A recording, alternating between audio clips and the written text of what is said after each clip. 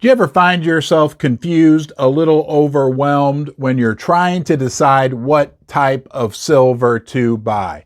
Trust me, you're not alone. There is a plethora of options available. You can buy silver coins, you can buy silver rounds, you can buy silver bars, you can buy silverware, you can buy silver trinkets, you can even buy paper silver, which we like to refer to as unicorn fart dust, but it can all be a little overwhelming. In this video, I'm going to cover some of the key characteristics, the key differences between the options you have. Look, I'm no guru. Really, nobody is. But the best we can do is look at all the options available, educate ourselves, and I've uncovered some fascinating information in the differences between the different options we have. At the end of this video, I guarantee you'll be better equipped to make the best decision for yourself.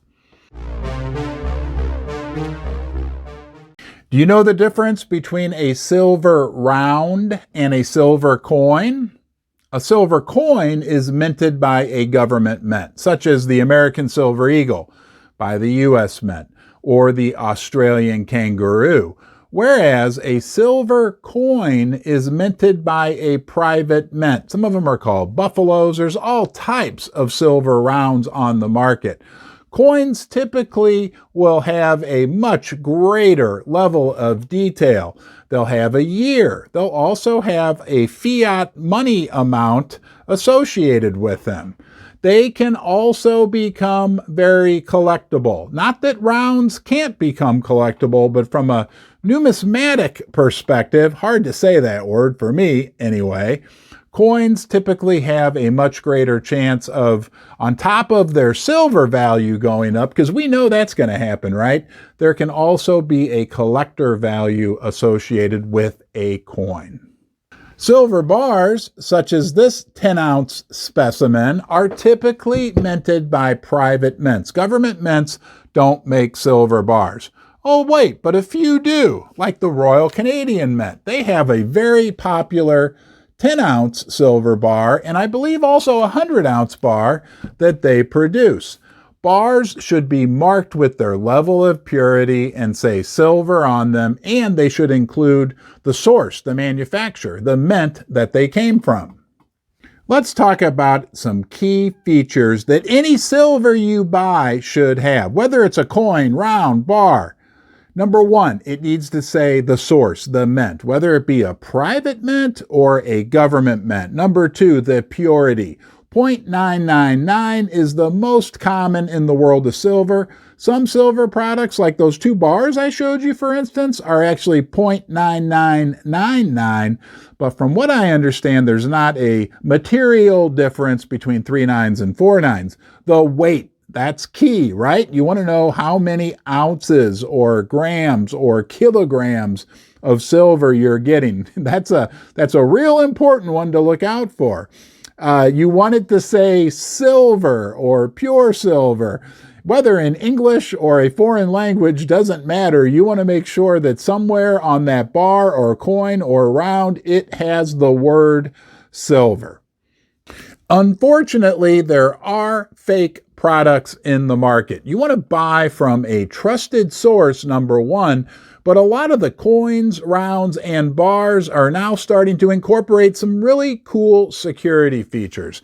This Canadian 10-ounce bar, for instance, if you look at the bottom, it has a serial number, but they're doing all types of things with fancy etching and holograms, and they're really starting to do a good job to put security features into the silver products coming on the market. I'm the lucky one. You decided to join me right now here in the basement. It's an honor you're here with me. I don't care what type of silver you fancy. I do want you to come back. Please consider subscribing, give the video a thumbs up, and thank you. In the world of silver trinkets, you can even buy something like this. That's a silver heart that I bought for my wonderful wife, Susie, on Valentine's Day. We're going to ring the bell, and I'm going to show you how she'll come running down here to offer to refill my coffee. or maybe not. Nonetheless, even on this 3-ounce silver heart, it says 3 troy ounces, 0.999 FS, fine silver. I think it came from a company called Bison Bullion. I bought it at my local coin shop for about $90, right? So there was a pretty steep premium on it above the spot price of silver. I think silver was a little higher at the time, around $24. But to me, that's a really cool thing and a cool gift. And she actually loves it as well. But it's also silver. Like, you know, when silver goes to $85, we'll be really glad that I spent $90 on 3 ounces of silver on Valentine's Day instead of blowing the money on flowers or something like that. Do you think size matters? Good things come in small packages. Bigger is better. Size definitely matters. Weight matters when it comes to silver. Now, most coins minted by the government mints are going to be 1 ounce. There are exceptions, and they will be clearly marked on the coins, right? The Canadian Mint puts out some coins that are 3/4 of an ounce and other ones that are 1 1/4, even 2 ounces. Most silver rounds, almost all are going to be 1 ounce, but there are exceptions. Here's a 1/4 ounce round that was generously sent to me by one of my viewers, Mr. Chris P.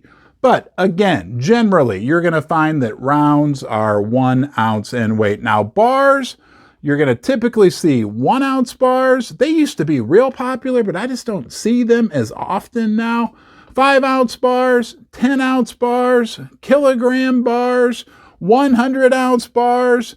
The big key with the bars, again, make sure that the weight is on the bar, the purity is on the bar, and you know the source, the mint that manufactured that bar. Let's talk about one of your favorite subjects, design and beauty. Beauty's in the eye of the beholder, but it's generally accepted in the world of silver that the sovereign minted coins are the most beautiful, have the most design features. But a lot of the rounds have some really cool, beautiful features as well. And even some of the silver bars have some really cool design features.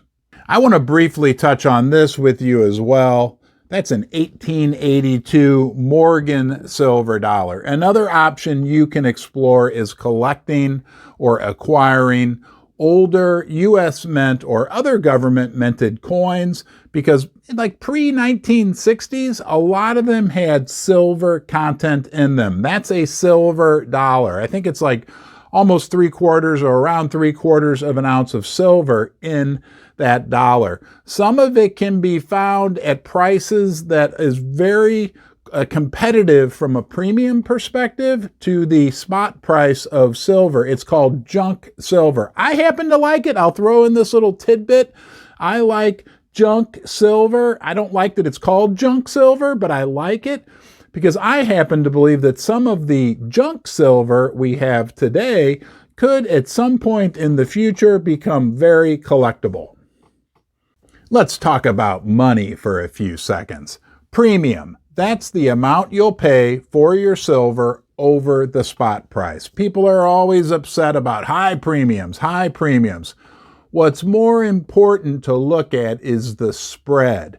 That's a different number. The spread is the difference between what your local coin shop, for instance, is willing to sell a particular silver product to you for and what they're willing to buy it back for. I looked at my local coin shop spreads just a few days ago, and on a lot of the sovereign minted coins, for instance, there was only a $2 spread. The difference between what they would buy it from me for and what they would then turn around and sell it for. And don't forget, guys, when silver hits $85, you're not going to care about a $2 or $3 premium that you paid over spot back when silver was at $21 per ounce. Did you learn anything from this video? Did I screw something up? Do you disagree with something that I said? Leave a comment in the comment section below and let us know. What do you prefer? Silver bars, silver rounds, or maybe the sovereign minted coins? We want to hear from you. Hey, at the end of the day, I think no matter what we decide to buy, when we get $85 silver, when we get $55 silver, we're not going to care if we bought rounds, coins, or bars. We'll be happy that we have silver at that point. Consider watching another video. I want to thank you for joining me today, right now, and until next time, you be well.